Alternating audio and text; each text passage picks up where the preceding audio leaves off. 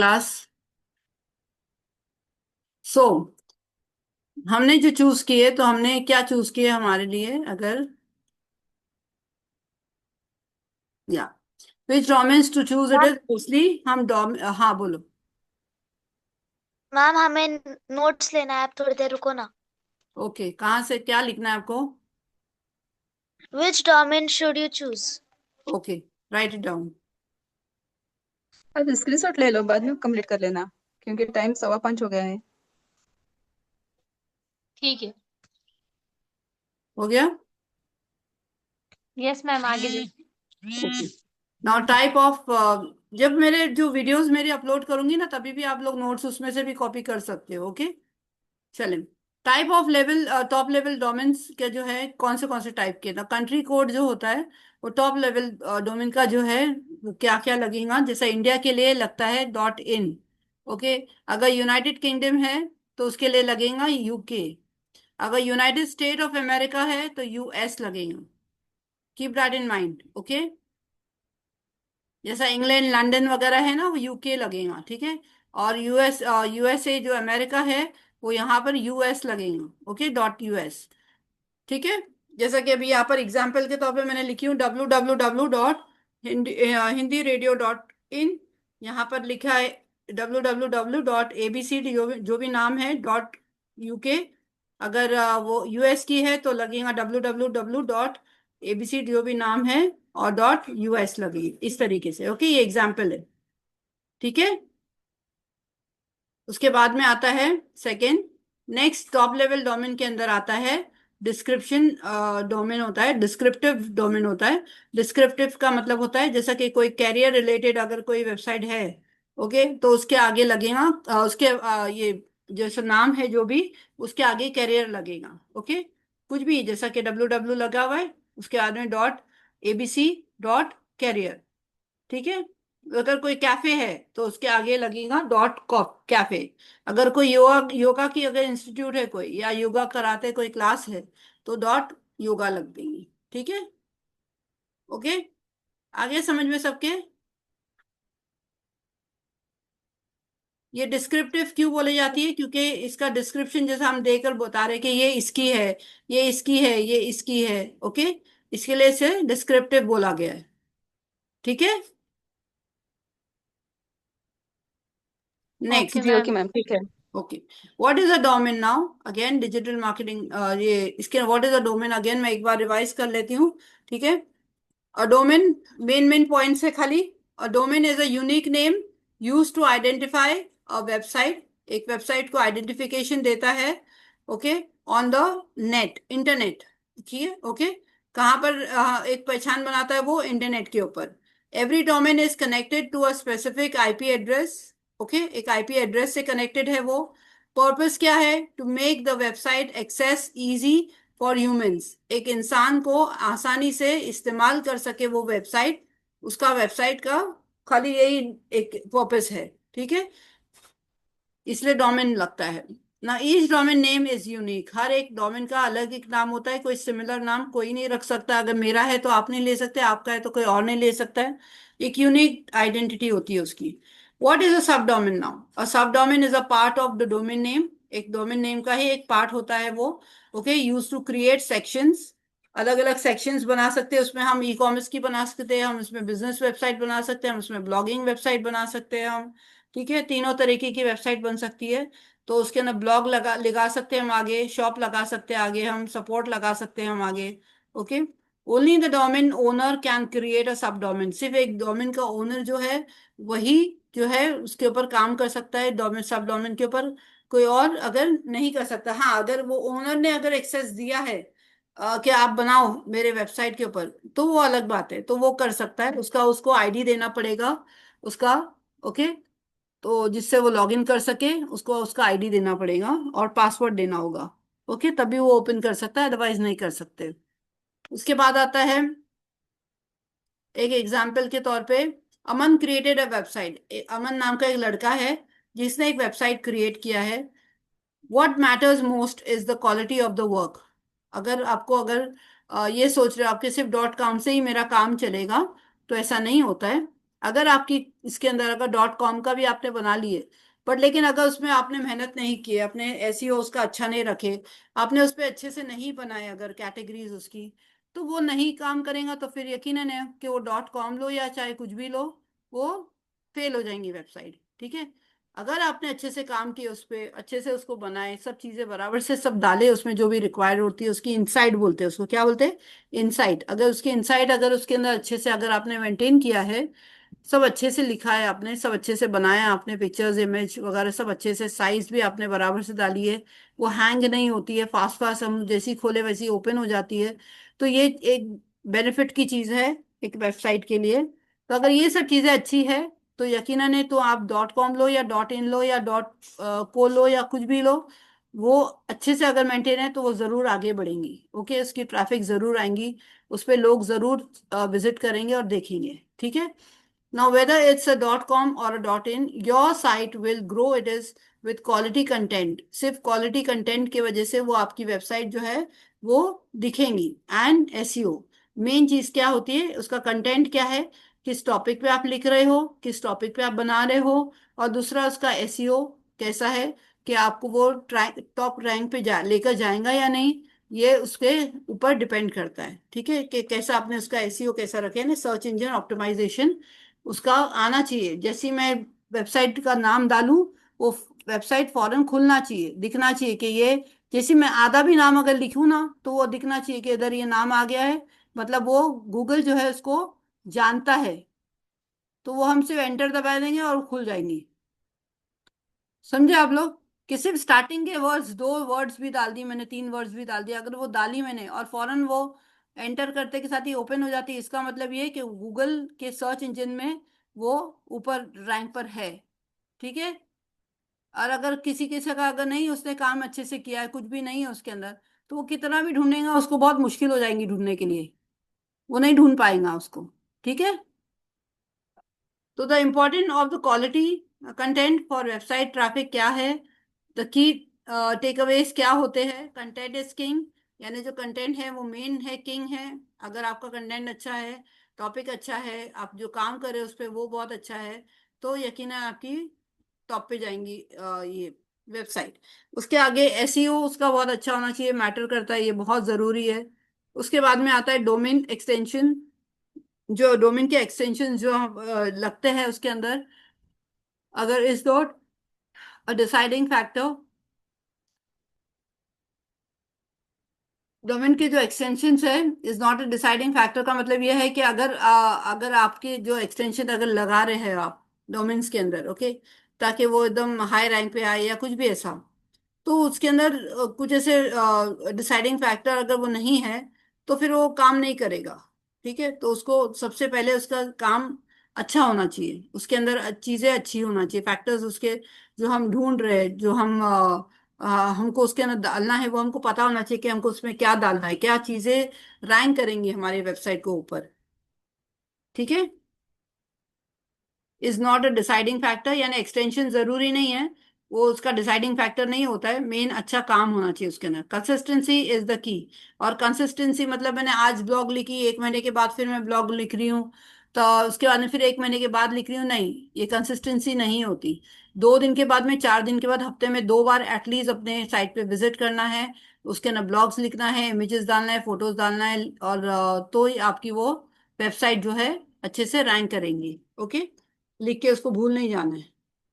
उसके बाद में आता है द इम्पोर्टेंस, इसलिए मैं बोल रही थी 6 महीने जो है ना ये कोर्स लो आप लोग जब कर लोगे ना, उसके बाद इसको एक फोकस है, आपको किस पे काम करना है, आपको वेबसाइट इसमें ना, क्योंकि आप लोग इतनी सारी चीजें होने वाली है डिजिटल मार्केटिंग के अंदर, तो आपको लास्ट में जो है आपको सोचना होगा कि मेरे को किस चीज में जाना है, मुझे वेबसाइट बनाने में जाना है, या मुझे सोशल मीडिया के लाइन में जाना है, या मुझे दूसरे, उसमें बहुत सारी लाइंस है, अलग अलग लाइंस है, तो मुझे किस पे काम करना है, ये आप लोगों को डिसाइड करना होगा, और फिर उसी लाइन के ऊपर उसी ट्रैक पे आपको चलना है।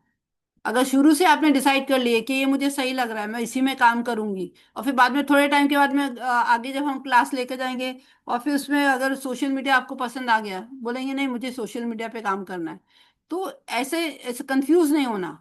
अगर एक बार डिसीजन ले लिए तो पूरा कंप्लीट हो जाने दो, फिर डिसाइड करो कि मुझे किस में जाना है। और फिर उसी के अंदर मेहनत करना, उसी में बहुत अच्छे से मेहनत करना, उसके डेप्थ में जाना, जो भी चीजें मैंने सिखाई हूँ उसके ऊपर वर्क करना अच्छे से, तो वो चीज तुम लोगों के लिए प्लस पॉइंट हो जाएंगी। ठीक है। उसके बाद आता है the importance of quality and the completeness in the business is the takeaway.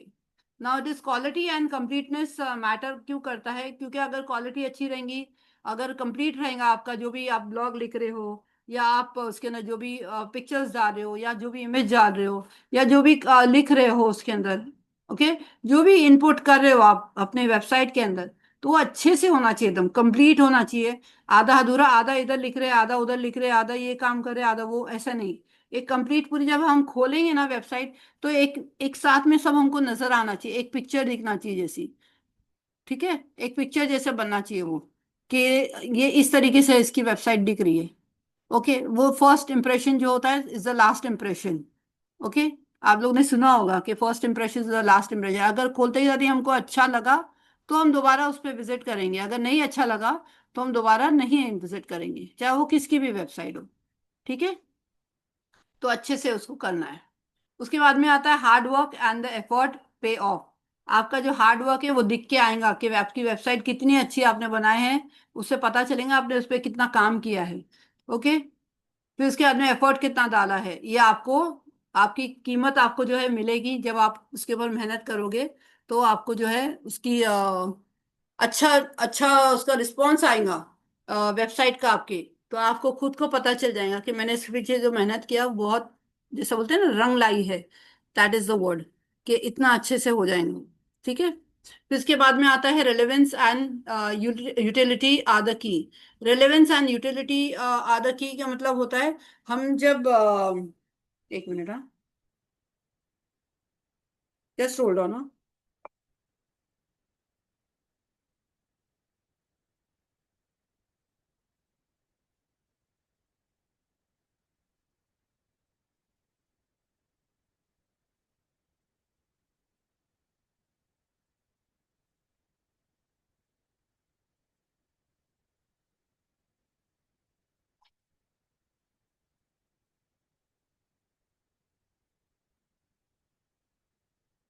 Okay, एक इम्पॉर्टेंट मैसेज था। Okay. Now relevance refers to the degree it is to which it is someone something is connected. जब आप किसी भी काम से, application हो या कुछ भी हो, या यूजफुल कोई भी ऐसी पर्टिकुलर सिचुएशन हो, या कॉन्टैक्ट्स हो, या ऑडियंस हो, तो आप उससे रिलेटेड करते हैं ना। जैसा अगर मैं दूसरी लफ्ज में अगर बोलूं, तो जैसे कि रिलेटेड टू द टॉपिक और द इशू एट हैंड, उसी वक्त अगर कोई ऐसा टॉपिक है या कोई ऐसी चीज बात है, ओके, कोई ऐसा इशू है, तो उसके ऊपर हम काम करें। जैसे कि, या तो फिर एक दूसरा एक एग्जांपल है, इससे वेबसाइट से रिलेटेड मैं बोलूं तो,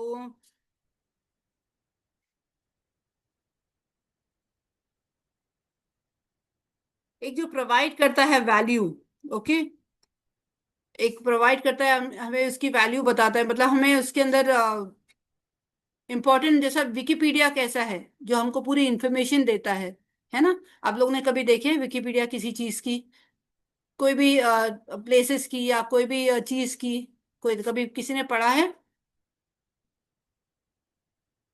किसी ने पढ़ा जी है? मैम। नहीं।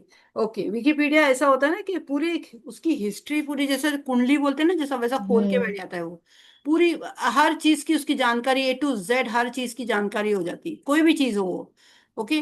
आप कभी टाइप करो गूगल के ऊपर विकिपीडिया सो एंड सो, जो भी चीज के बारे में आपको सर्च करना है, उसकी पूरी हिस्ट्री वो निकाल के आपको दे देगा वो। ठीक है। तो उससे उसके अंदर ऐसा होता है ना कि अगर मैं डिजिटल मार्केटिंग के बारे में बोलूं, तो video about digital marketing is highly relevant to marketing professionals. Okay. तो इसके अंदर जो वर्ड आता है रेलेवेंस, मतलब कि उससे रिलेटेड,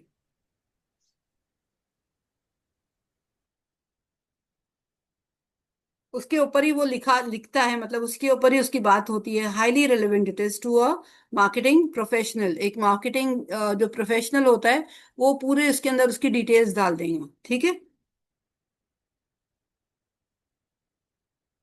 और जैसे कि अगर हम रेलेवेंस का एक तौर पे मैं ये भी बोलूंगी कि जैसे एसईओ हमारा जो होता है, जो सर्च इंजन ऑप्टिमाइजेशन होता है, उसके लिए भी बहुत जरूरी होता है। Relevance is important in various areas. अलग अलग एरियाज में रेलेवेंस जैसा इंपॉर्टेंट होता है एक सर्च इंजन जैसा एसईओ के लिए। कंटेंट मार्केटिंग अगर है, उसकी पूरी डेप्थ में उसकी हिस्ट्री निकालना, मतलब समझे। कंटेंट मार्केटिंग अगर है जैसा, उसके बारे में, एजुकेशन के बारे में, कम्युनिकेशन के बारे में। ओके। तो ये इंपॉर्टेंट इन वेरियस अलग अलग एरियाज के अंदर होता है ये। ओके, समझ गए? जी यस मैम। ओके ना, आईपी एड्रेस जैसा मैंने आप लोगों को पहले बताई, what is IP address? Full form of IP address is internet protocol address. ठीक है, इससे पहले मैं आप लोगों को सिर्फ बोल रही थी आईपी एड्रेस नंबर होता है। लेकिन अगर एक आईपी एड्रेस का अगर फुल फॉर्म अगर हम बोलेंगे क्या है, तो ये लिख के रख दो आप लोग। Internet protocol import address, very important this is. बहुत जरूरी है ये आप लोगों को याद रखने के लिए कि आईपी एड्रेस क्या होता है। It is the internet protocol address. लिख लो।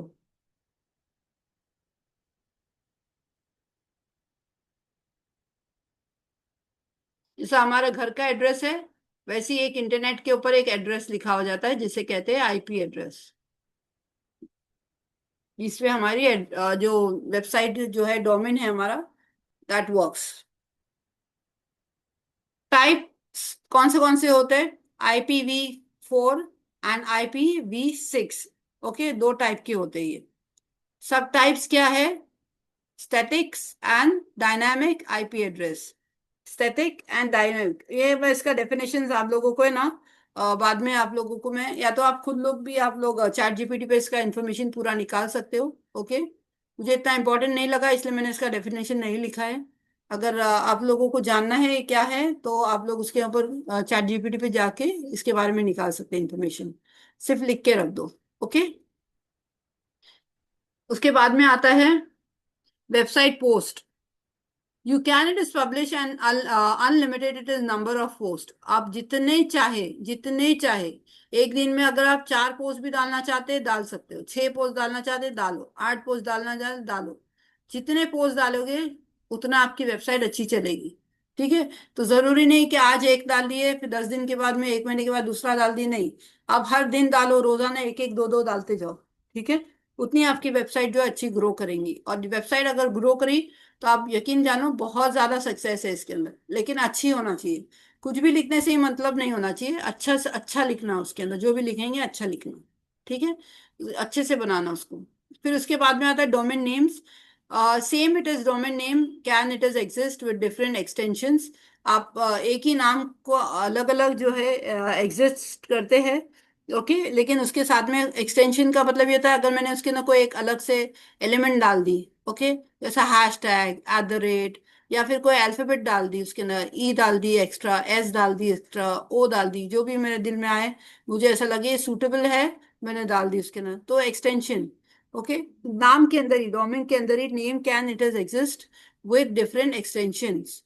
उसके आगे जैसा एक एक ये भी बोल सकते हैं कि डॉट शॉप है, डॉट इन है, डॉट को है। ठीक है ना, ये भी एक एक्सटेंशन होते हैं। ठीक है। Now, one exact it is domain name can it is only be registered once। एक डोमेन जो है वो एक ही बार रजिस्टर हो सकता है। बार बार हम उसको रजिस्टर नहीं कर सकते एक ही नाम को। ठीक है।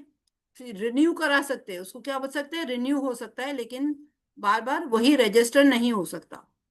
फिर उसके बाद में आता है सब domain can be created under a registered domain. एक जो सब डोमेन है वो भी रजिस्टर कहाँ पर किया जाता है? डोमेन केस में। ठीक है। जो डोमेन है उसी में वो रजिस्टर हो जाएगा उसके साथ।